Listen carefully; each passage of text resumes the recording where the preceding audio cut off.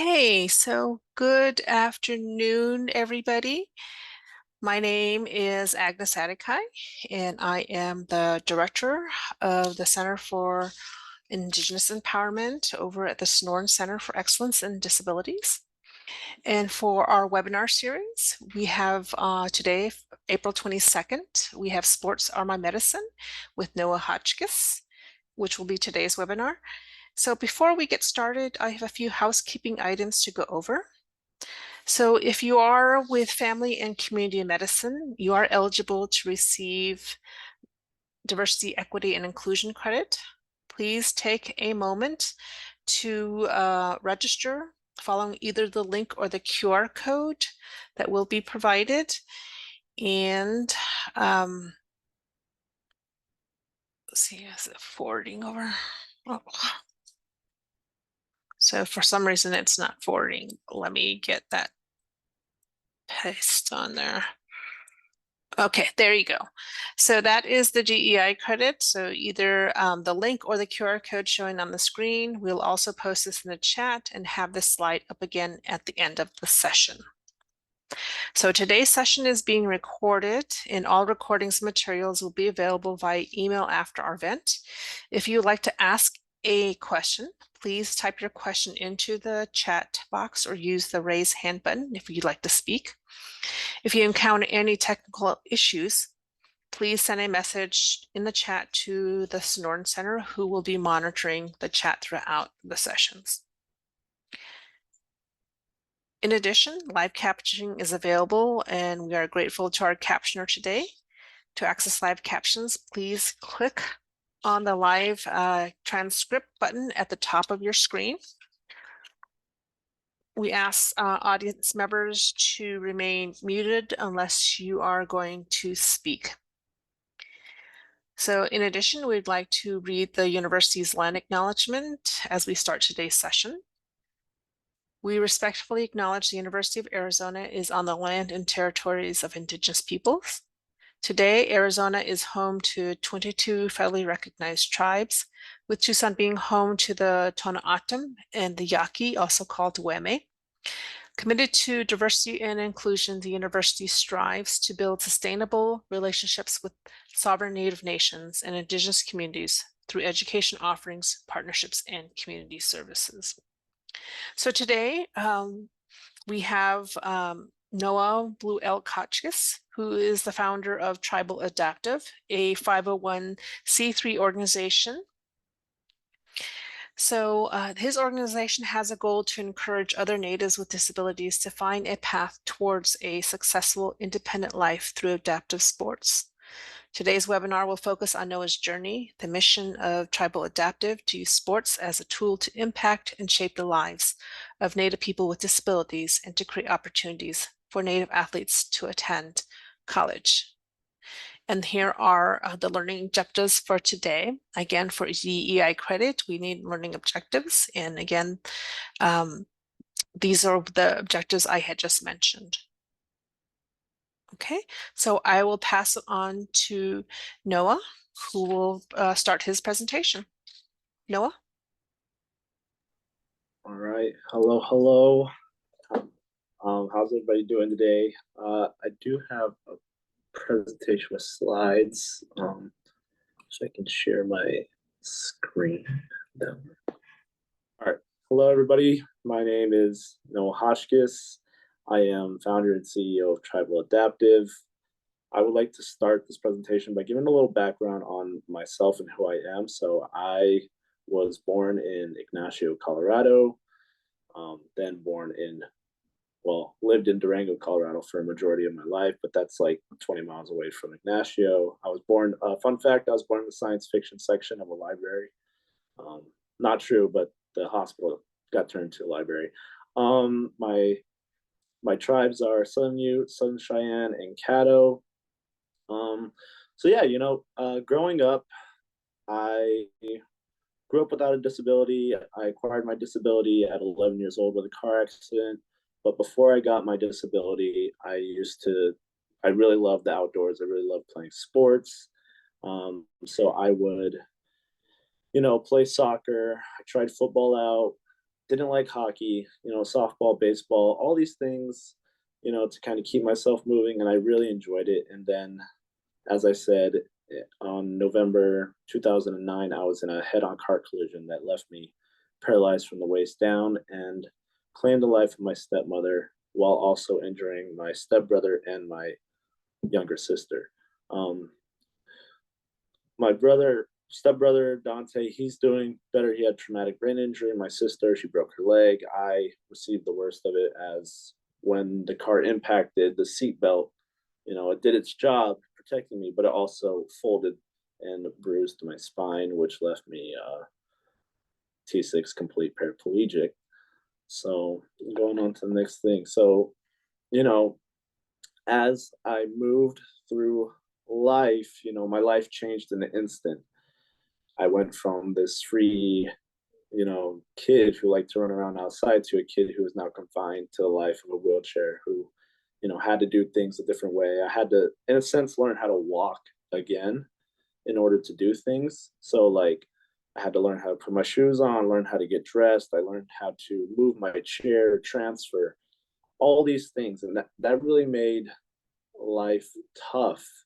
And I remember, like in this slide, I said school was tough because it was so hard coming back to school after being injured like this and being away for such a long time, that all my friends and everybody, they kind of didn't know how to act around me or didn't know what I could do, or that I was still a kid at heart who wanted to play and everything, but everybody was just hesitant. So it wasn't until like my dad got me involved into a lot of therapeutic activities such as mono skiing, whitewater rafting, kayaking, that I kind of saw that, hey, there's still a path to be able to do things in my everyday life. Hey, maybe I can go ski competitively or something like that. I was still trying to get over this identity of I'm in a wheelchair. So, with my dad pushing me into therapeutic recreation, it really helped me start kind of shifting the gears. But it wasn't until 2 years later I attended my first adaptive sports camp. It was in Albuquerque, New Mexico. And that camp really changed my whole outlook on being in a wheelchair. It changed my identity. It changed who I was, because when I got there, I was this cute little kid who didn't really know what to do in life. He was really scared. He couldn't find his place. And then I was surrounded by 40, 50 other participants, all either in wheelchairs or with a disability, all going through the same struggles I was going through. And it really kind of helped me see what what the community is like and what adaptive sports and also being in like a peer community does to somebody. So it really ignited the flame for me to be like, oh, there's this kid named Arturo. He was way faster than me in the chair. He could do these really cool wheelies, all this stuff. Like, he really inspired me to like go outside of my comfort zone and start pushing myself to being a better athlete. I was really competitive, so I really wanted to beat him at being a better person who could wheelie, being faster, stronger, and it really just started motivating me to be better. So, and then the following year, I got into wheelchair basketball, and from there, I was hooked. It was the Albuquerque Rolling Lobos. We went to our first tournament, got absolutely destroyed. But it's this idea of like sports really changed who I was, and sports is a real big part of who I am today. So, I just wanted to give you guys a little bit of background of like my journey through life, and I'll talk about it more too as we go through this slide, but just kind of getting that idea. So let's jump into wheelchair basketball 101. And this is like the sport that Tribal Adaptive is. We push a lot of wheelchair basketball mainly because it's easy to learn. You can do it in an everyday chair, in a ball chair. You can do it at any disability level. It's a great opportunity to get people just a taste of what it's like to be part of adaptive sports. So, wheelchair basketball 101. Wheelchair basketball was founded in 1947 by a guy named Timothy Nugent. Uh, Fun fact, he also was a professor at the University of Illinois, my alma mater, where I went to college. And so he was the first guy to really introduce adaptive sports and try it. You know, he would see a lot of paralyzed veterans or just veterans coming home with disabilities, blown off legs, blown off arms, all this stuff. So he really looked around at all these hospitals that are full of just veterans that had disabilities. And back then in 1947, if you had a disability, this is before the Disability Rights Act, all this stuff. So, there was no cut curbs, there was no ramps, there was nothing. If you had a disability back then, your life was confined to a bed or to really hard living. So he was one of the first guys to really push this idea of, hey, let's overcome obstacles, let's become more than what we are right now. And he had the vision to start wheelchair basketball here at the University of Illinois. And that was a really big changing factor in the lives of a lot of these people that have disabilities. And you can see how it changed lives nowadays because of the work that he did a long time ago. I mean, there's like, I think it's up to 16 wheelchair basketball college programs, like where they offer you scholarships to play, they'll fly you out, you're really treated like an athlete there. So it's really cool to see like the stepping stones and the bricks that he laid coming to this bigger picture. So, wheelchair basketball founded in 1947. There is, so when we talk about adaptive sports, something that Timothy Nugent also fought against a lot is adaptive. So we got the Special Olympics and the Paralympics, and adaptive sports often gets confused with Special Olympics, and Special Olympics is for kids or adults with intellectual disabilities. So we're talking, you know, um, yeah, kids with intellectual disabilities. While adaptive sports or the Paralympics is focused on people with physical disabilities, so physical impairments like being confined to a wheelchair, amputations. You can play basketball with a torn Achilles and stuff like that. So it's really kind of, sometimes it's hard to kind of break away from this idea of Special Olympics because Special Olympics is so big in the world. A lot of towns, a lot of cities have big Special Olympics programs, but much smaller adaptive sports programs because a lot of investors or the knowledge out there isn't to distinguish between intellectual disabilities or physical disabilities. So for wheelchair basketball, there is a classification system. So a classification system basically means it's just a way to assign a point value to a player based on their disability. So a higher classification means that you have less of an impact and disability to play wheelchair basketball. A lower classification means that your ability is far less than what a higher classification would be.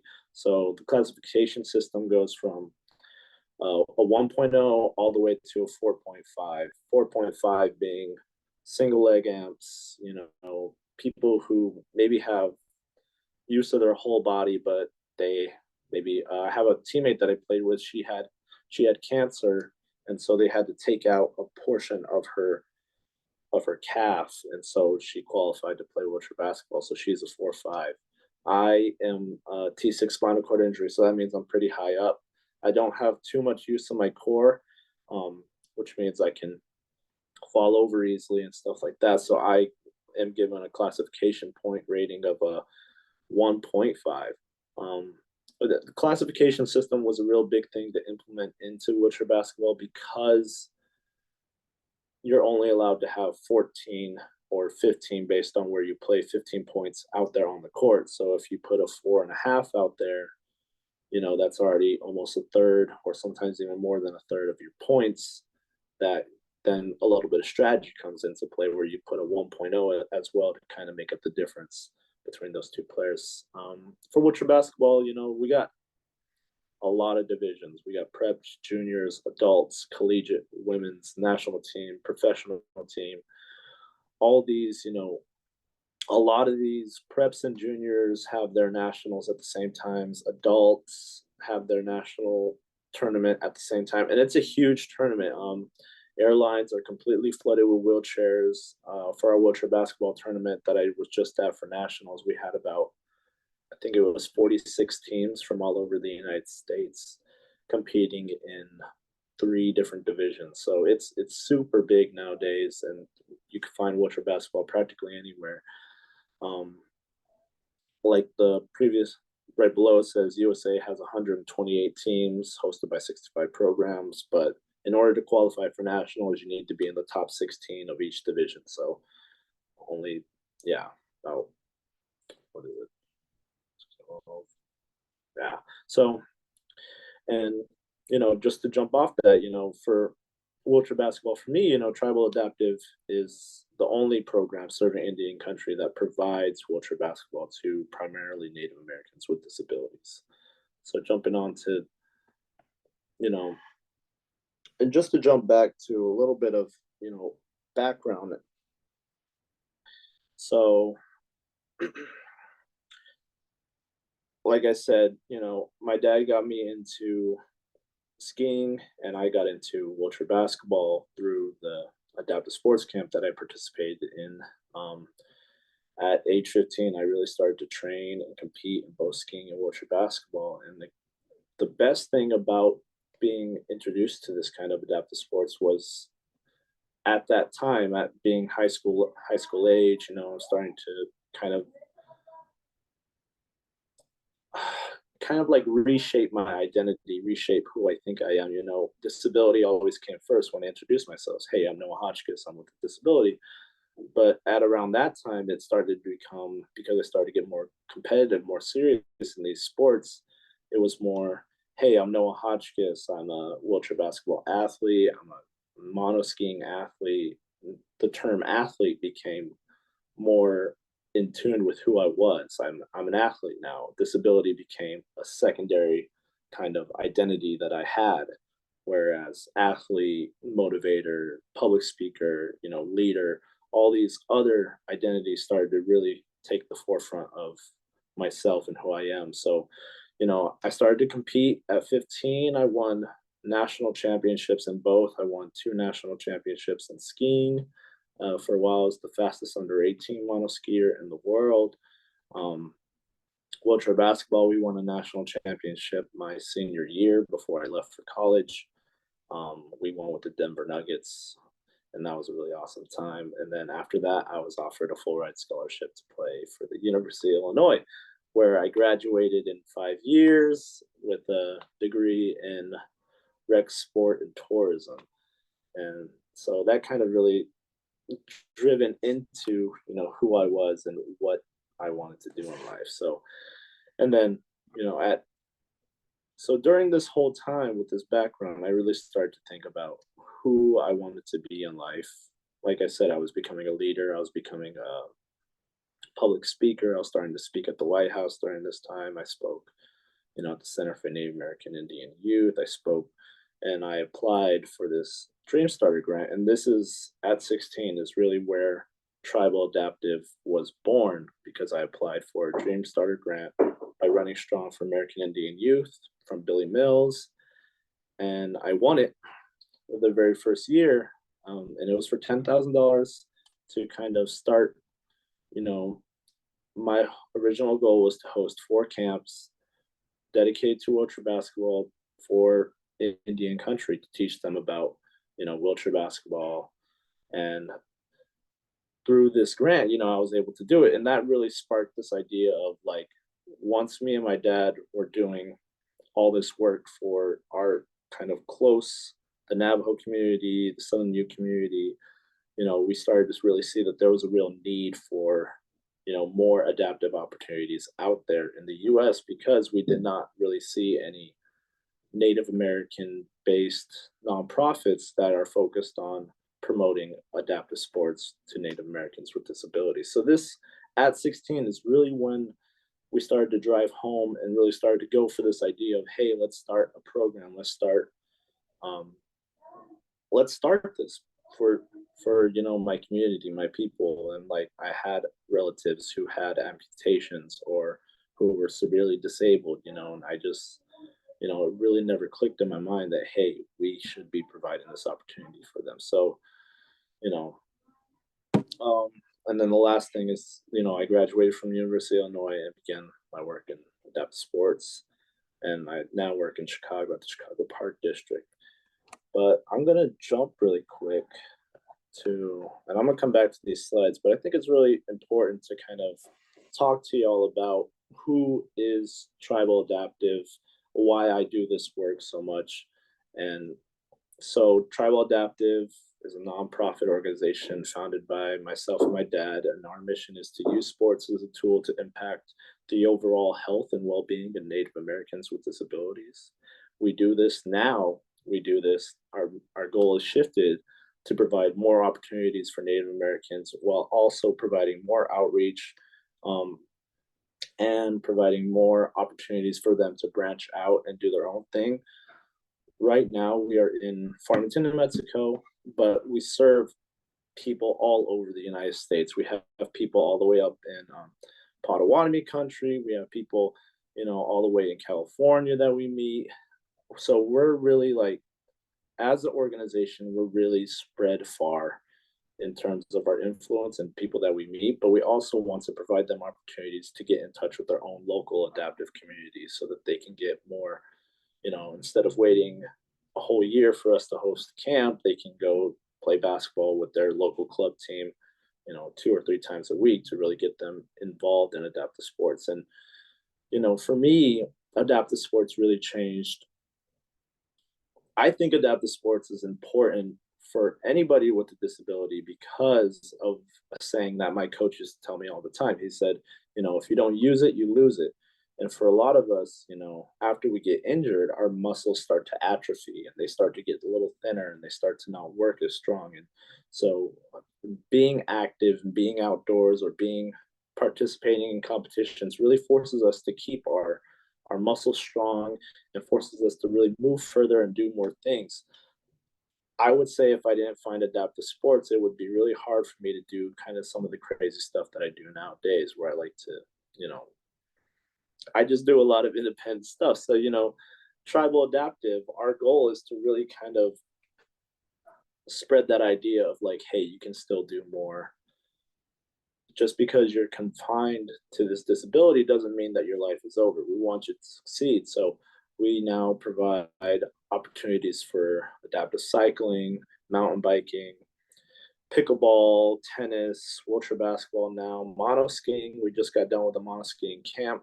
So, it's really important to kind of offer a wide array of opportunities to Native Americans to be able to be active and stay active, especially with some of the problems that Indian country face, with diabetes, alcoholism, depression, being an outlet for somebody to kind of give them a mission, give them a dream.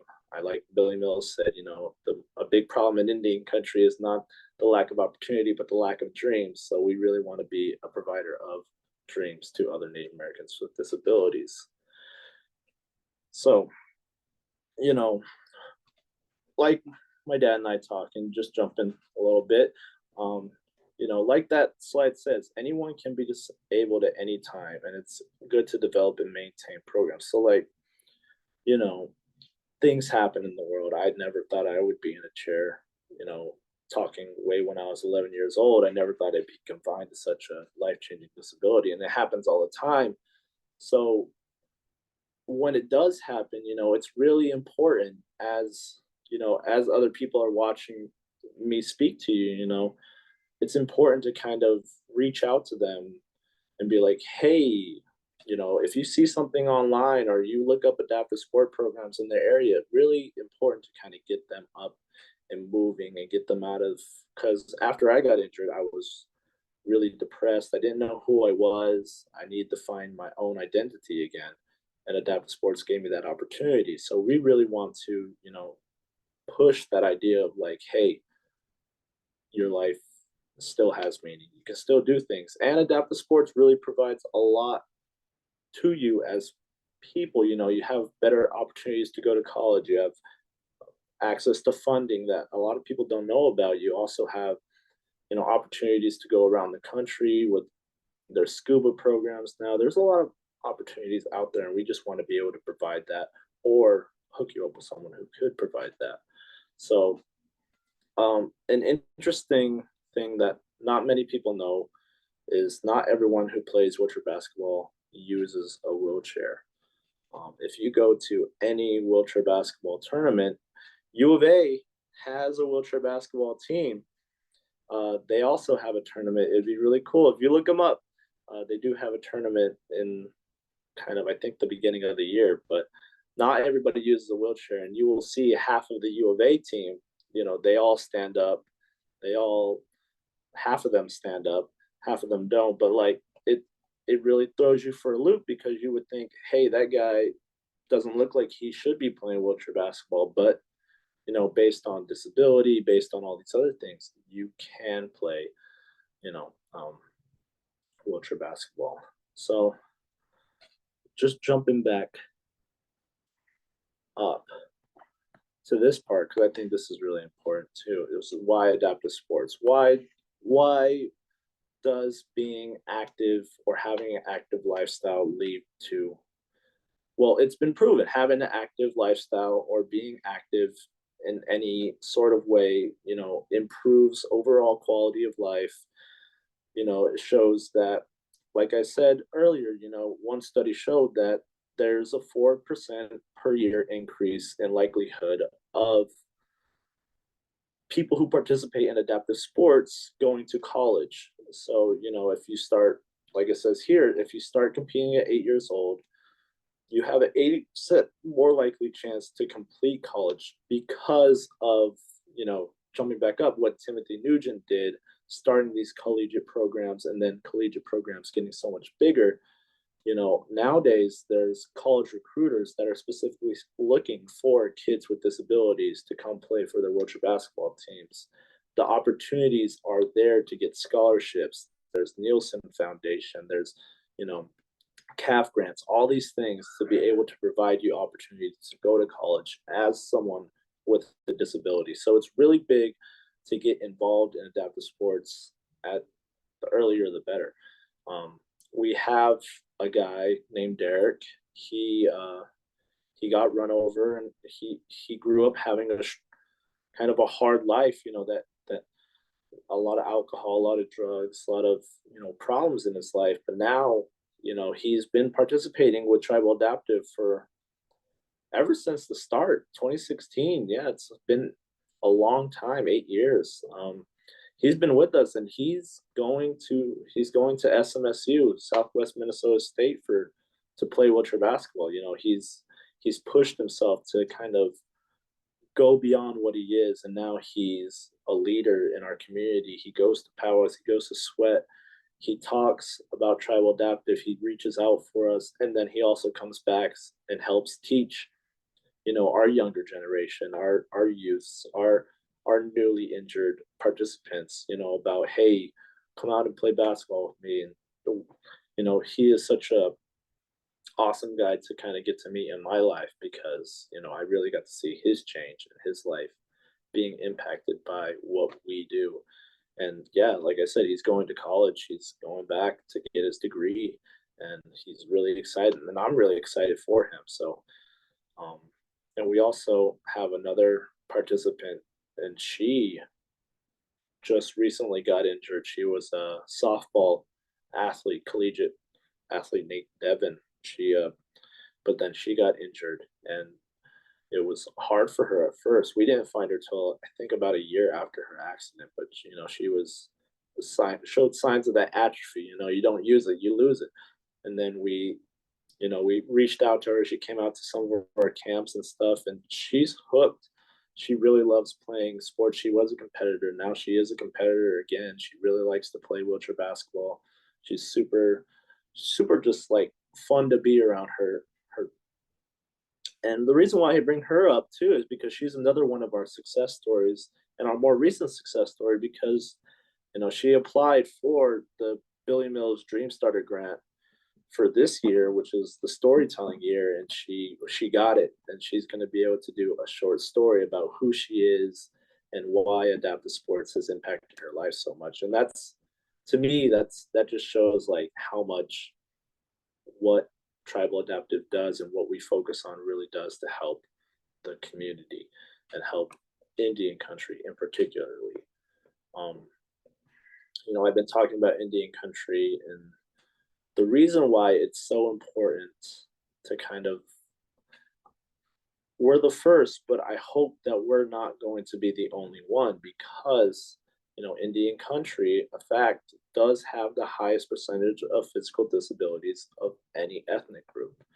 And this is caused because of a lot of, you got diabetes, you got amputations, car accidents, fights, all this stuff that can lead to a disability. And so, as being part of a minority group with such high level percentages of disabilities, we're also a minority group that's being given the least opportunities, because, we're not, well, the US has shown that, our history is with the US is kind of shaded. So, really pushing that idea of like, hey, there's an issue here and we need to fix it. So, being young leaders, future leaders, or being the youth, it's really important to reach out to those family members that have disabilities, or if you see someone with a disability, just to reach out to them, be like, hey, do you know about, you can tell them about me. Hey, do you know about tribal adaptive? Hey, you know, have you seen wheelchair basketball? Hey, can you do this or that?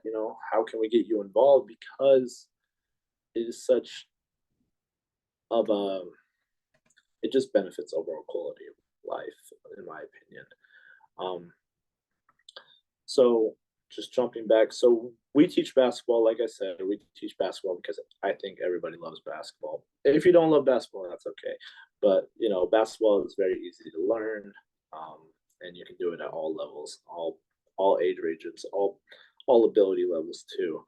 And so I'm just gonna jump to here. So the last thing I want to highlight is just, these are our student athletes of the year. We've, thanks to a generous sponsor, she's been really helpful with us, but we've been able to provide scholarships to certain Native athletes with disabilities that are either that are in participating in adaptive sports. So 2 years ago, we had our first two Native athletes of the year, which was Caden.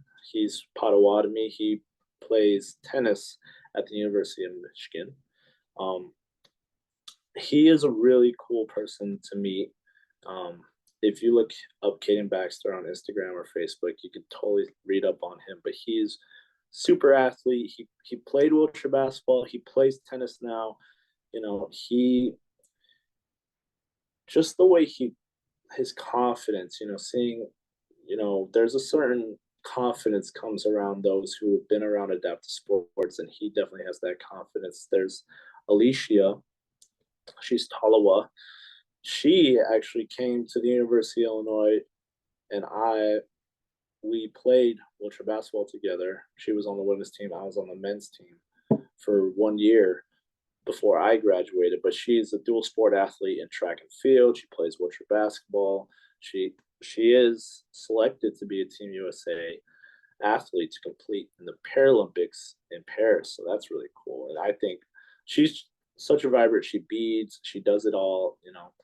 She's got mad braid hair game. So just talking, and then Gianni's our youngest student athlete of the year that we've bestowed this upon. And he's Anishinaabe. He's 16-year-old, dual sport, track and field. He does a lot of track mainly, and then wheelchair basketball. But he's also, he represented the U23 team for Thailand, and they won. And he hopes to be one of the youngest Team USA members in Paris. So, just jumping back, because I also want to get to some questions, but this presentation is about sport is my medicine because of what it has given me in my life. I come from a very traditional family. We participate in ceremony, we do a lot of things, and you know, this whole my journey, my life has really allowed me to want to become more for my community and more for to provide more opportunities for people with disabilities. Um, I've seen the struggle of alcohol abuse, of drugs, just with my family, my wheelchair. My dad and I talk all the time. Has really been my protector because my cousins, they want to hang out with me, but they don't want me to do any of like alcohol or drugs. So they really like shielded me. They kind of helped me become who I am by, they would want to come play basketball with me or come play video games with me instead of like taking me out to a party and stuff like that. And so I always say that my wheelchair protected me from a lot of the things that, my cousins may have gone through or are going through. So, and then I just want to say, I want to use my gifts to give back to my community. And I'll leave it at there. And then we can jump to any questions. Yeah, thank you. Thank you, Noah, for that presentation. So we do have opportunities to have questions. So please, if you have questions, you can type it in to the chat, or you can raise your hand and ask your question directly. And so while we wait for questions to come up, I do have one question in particular. As an athlete going on to a major university, what were some of the challenges you faced in terms of accommodations for you as an athlete first, and then as a student with disabilities? Yeah, so that's a great question because so when I was first being, I say my transition to being with my parents to now being a college, staying on campus, living in the dorms was not as hard as some others have been, mainly because the University of Illinois has been a real pioneer in providing, you know, dorm rooms that are accessible, shower chairs, um, curb cuts, all this stuff to make it easier for you to have a disability and go to college. But, I've also had teammates that, were put in dorms that weren't as accessible. And I would say, big things to kind of consider when making that transition is really looking at asking you. I really struggled with, asking for accommodations, asking for, hey, do you have accessible living that I can stay at, because they fill up so fast. um, so being your own advocate when you're going to college as someone with a disability is really important. um, in terms of campus living, you know, you always got to take into consideration how far are your classes, where are your classes, um, can you take a bus. I found that the hardest thing about taking a bus is with in the winter there's like 200 other kids trying to take the bus, and it gets really hard to kind of get your chair onto the bus and fit. So sometimes I find myself having to push everywhere, and that was struggled. And so finding gloves that help protect your hands from the elements, communicating with your teachers, because not all lecture halls are accessible, and sometimes you have to either have the class moved or find other accommodations to be able to participate in that learning environment. Um, I've had classes where there's steps to get down. Um, I could only sit at the very top, because of like it's not accessible. So we had a famous hall called the alt-geld hall. It was the math building, and half of the classrooms are inaccessible, and you can't even get to them because there's no elevator to the classes. So a big joke on the team was, oh, if you have a class in alt-geld, you're gonna have to tell the teacher to move somewhere else. But yeah, that answered your question, maybe. Yes, it does, because there's that added level of trying to navigate the system physically, but also academically too, because as an athlete, you are an athlete, but also a scholar as well. So that is a challenge. So Yeah. for any student. So we do have a question in the chat. It says, do you go out and talk to young high school athletes? And this is from Pat, Walking Eagle. Yeah. So I always, especially working with the Chicago Park District, I now find myself doing a lot of events where I'm going to not just speaking to like disabled athletes, but I'm also speaking to schools, I'm speaking to kids, I'm speaking to adults. Um, I find, let me read the question all the way. Um, but yeah, I do talk to a lot of high school athletes and try to motivate them. We do have a kids team that I work with, the Chicago Skyhawks, and there's about 5 juniors on that team that they come up to me with questions about, well, a lot of them are about basketball. I wish they're more academic questions sometimes, but I always got to talk to them and be like, hey, how are you doing in school? How are you doing with your grades?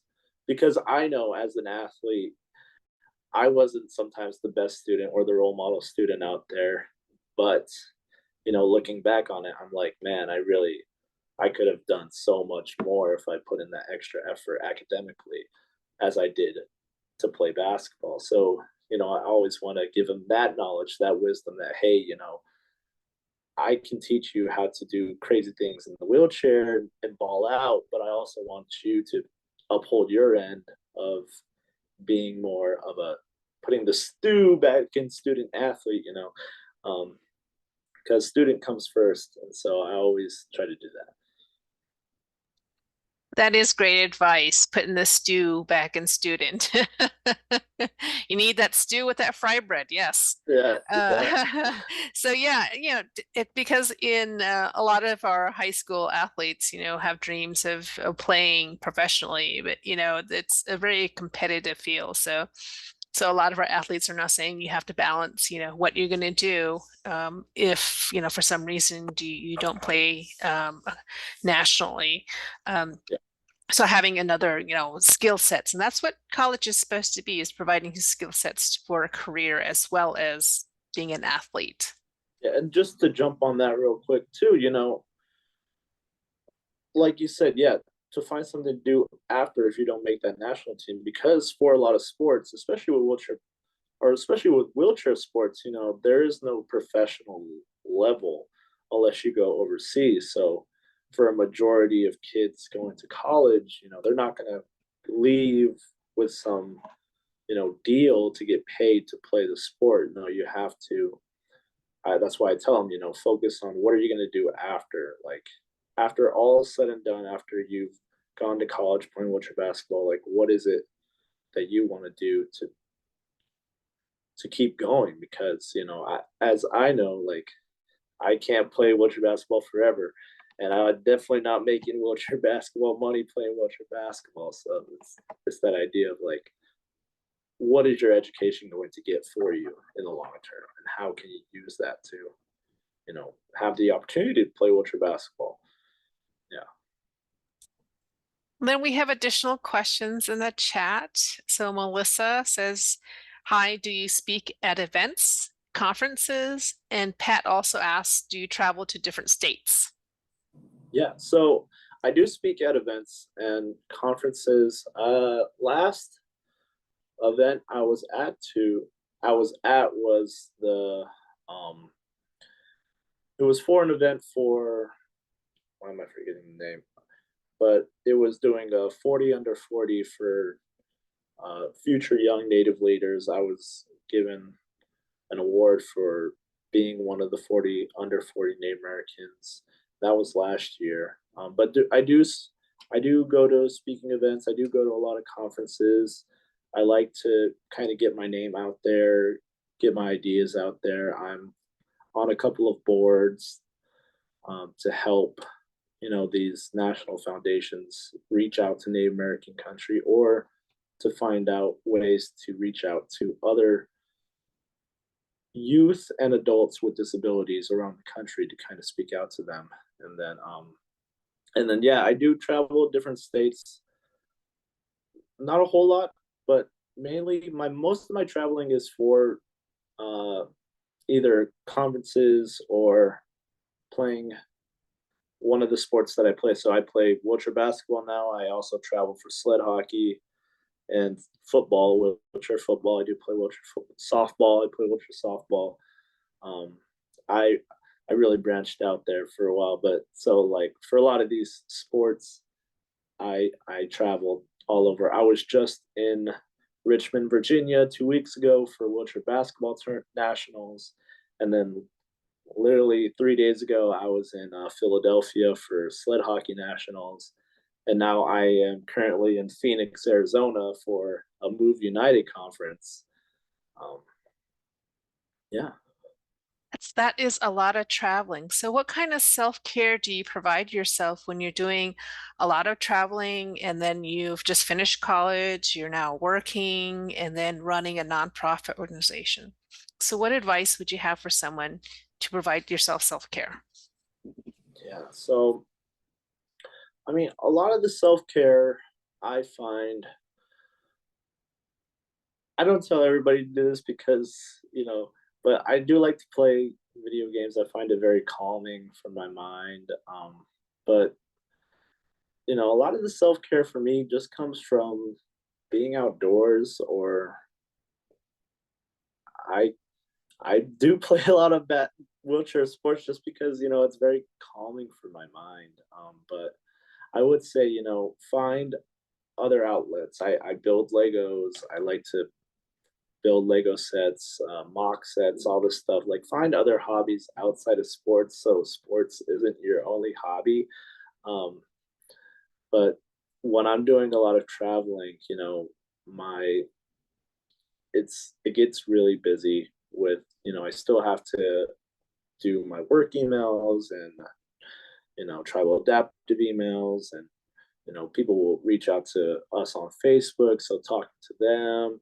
So it does kind of, you're kind of pulled in a lot of different directions, but just finding those moments to either, sometimes I'll go find a restaurant that I might not have eaten at, and I'll just go there and like really just put my phone down and immerse myself in like an experience where I can just focus on one thing at a time and kind of block everything out for that 1 or 2 hours while I'm eating and enjoying, or something like that.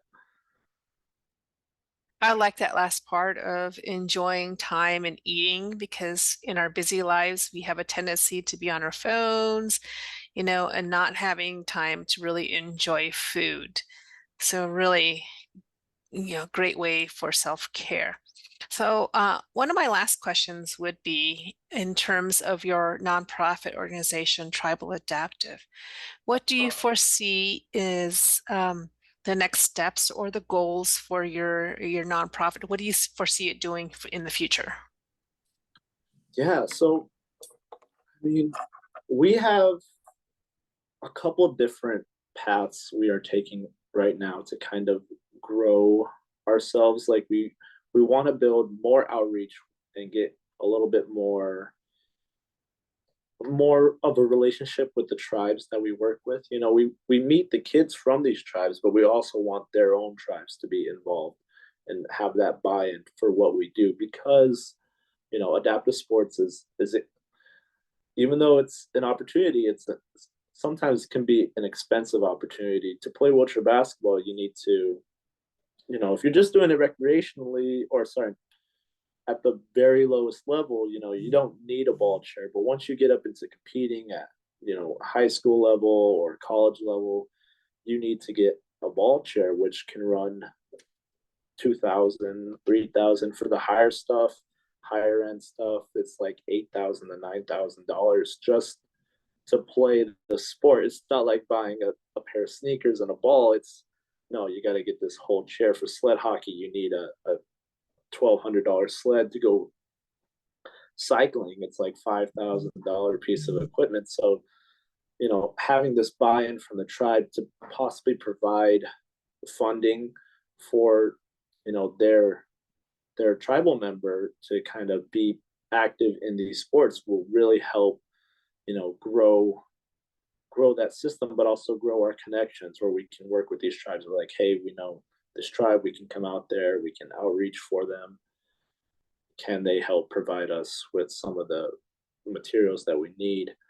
And then, another thing we're working on is building a peer mentorship program off of our program, because we've had success, with Derek, with Devin, we got Dakota, Draven, we got a lot of D names, but like all these participants that we've seen for a lot of years, you know, how can we get them involved to give back to the next generation, and how can they, use their own stories to reach out to somebody.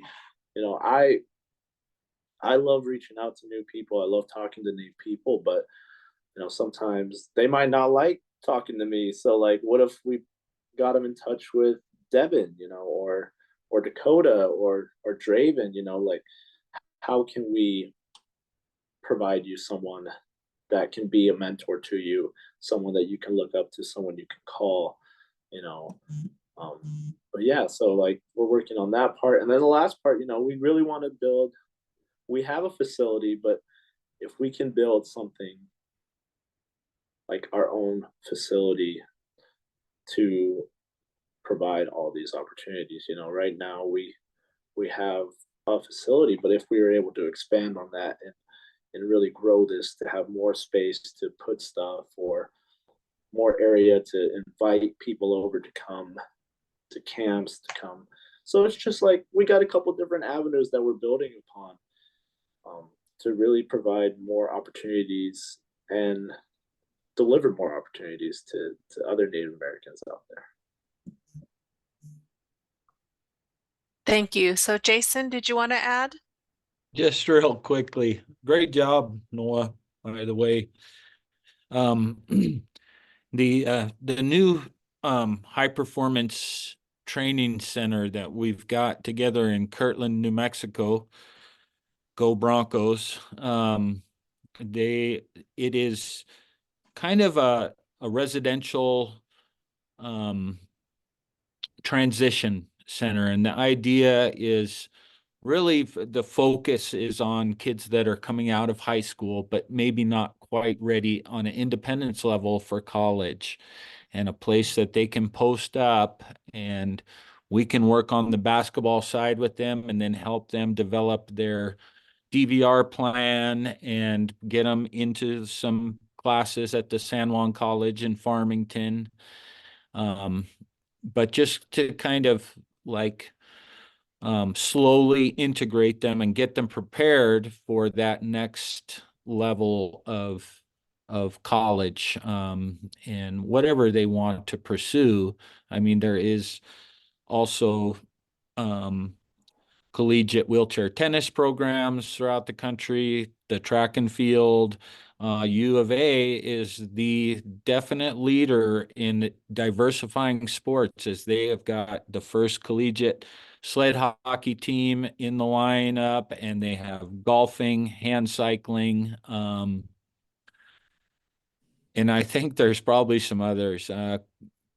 Peter Hughes is truly an incredible visionary over there at University of Arizona. And so but as long as we've got some participants on the line, if you have kids, the our facility in Kirtland is a really good opportunity to kind of be a stepping stone between high school and college. And even if they're still high schoolers, we have some high schoolers that'll come up in the summer, stay for 2 weeks and, train, be on their own a little bit for a couple of weeks and kind of get the feel for it and see what that's like for them, see what it's like for their parents. Because it is the deep relationship that you develop with a child with a disability, and it can be really scary.